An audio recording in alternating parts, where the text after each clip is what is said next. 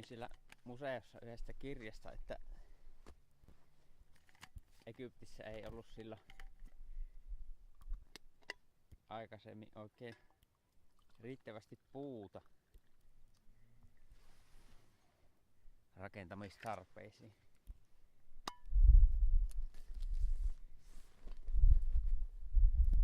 Sitä jouduttiin tuomaan muualta Itä-Afrikasta ja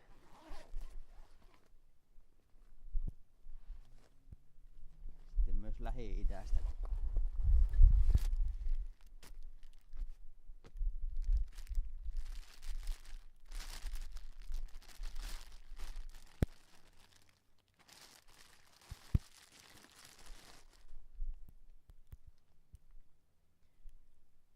Minä olen elänyt semmosessa maailmassa, jossa ei oikein muuta olekaan kuin puita, niin on vähän hankala kuvitella, että mitä se tarkoittaa sitten, jos on puusta pula.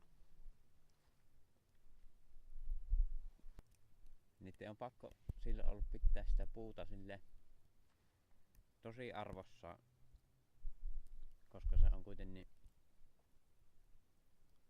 puhutaan yli 1000 kilometristä, mitä ne on kuljettanut sitä puuta sieltä, mistä ne on hakannut sinne, missä ne on sitten tehneet siitä.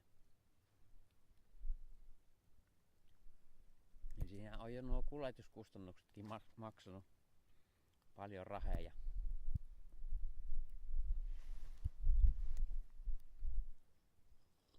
Se näkyy niissäkin selkänojan kulmapaloissa, kun siinä oli sivut oli viilutettu, niin ne oli semmosista pienistä paloista tehty. Se ei ollut yhtenäinen palanen se, mistä se oli viilutetty. Ja kuitenkaan ei ole sille isokokoinen pala, että olisi pystynyt yhdestäkin palasta tekemään, mutta se oli vielä pienemmistä tehty, niin se tarkoittaa sitä, että se on käytetty se puutavara tosi tarkkaan siinä.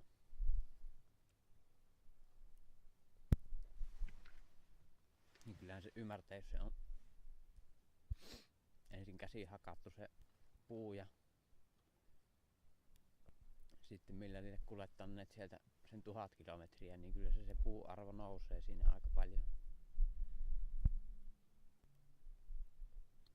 Minun mielestä siinä tuolissa kaikkein kaunein osa on se jalan se kulmapala. Minä katsoin sitä, niin se on yhdestä osasta tehty ja se on luonnon väärästä puusta.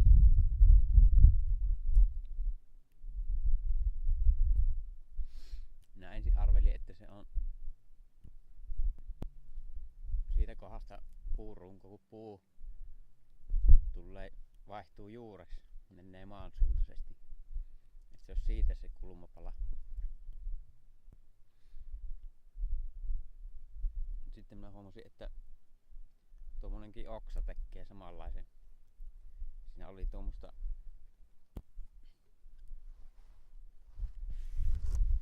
tuommoista ryppyä siinä kulmassa.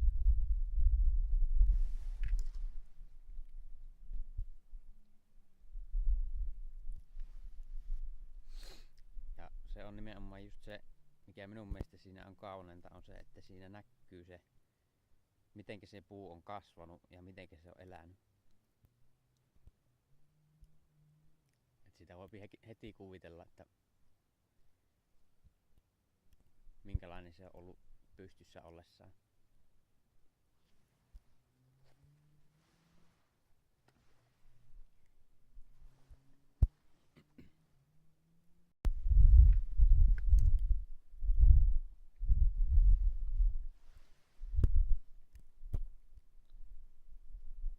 Poikkileikkaus nykyhetkeen, jossa puu ensin kaahetaan,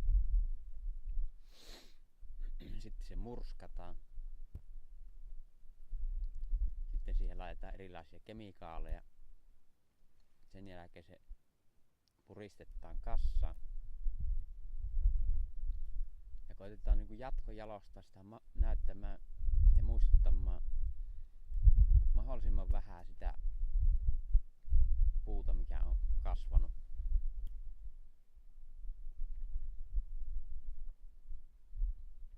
Ja sitten parhaimmassa tapauksessa sillä vielä pyyhitään perse.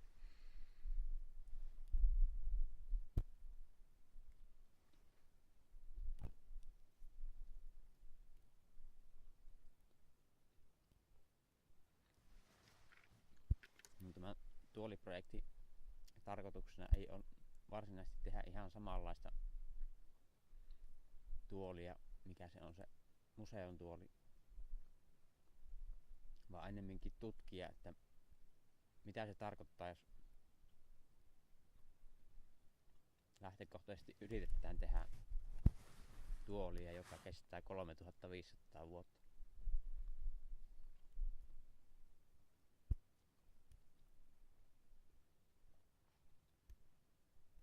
Minä ehdottomasti halusin siihen, että ne jalan kulmapalat on sitä luonnonväärää puuta, niin muistin, että tässä on, olisiko kaksi talvea sitten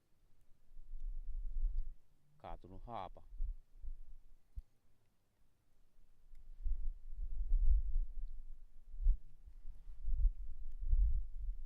Minä ensin katsoin, että olisiko tuolta juuresta saanut semmoista palasta, mutta se on niin hangen alla ja ei siinä oikein ollut, se on niin paksu tuo.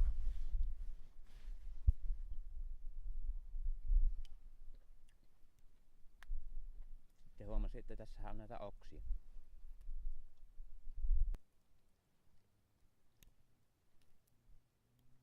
Tosiaan kun tämä on kaatunut talvella, niin tätä on vielä kaiken lisäksi hirvet ja jänikset syönyt tätä kuorta.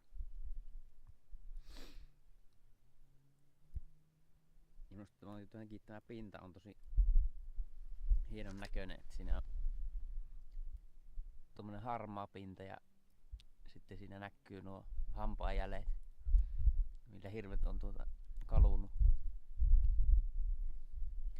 Niin tuli vaan mieleen, että eikö tämä ole justi paras mahdollinen tapa näyttää se, että minkälaista puusta se on se osa tullut siihen jalkaan. Niin minä en missään nimessä halua poistaa tätä hampaanjälkiä, tätä harmatta, koska sitä ei pysty mitenkään muuten saamaan aikaiseksi kuin sille, että ne hirvet syöpi sitä ja aurinko vielä harmaannuttaa sen jälkeen.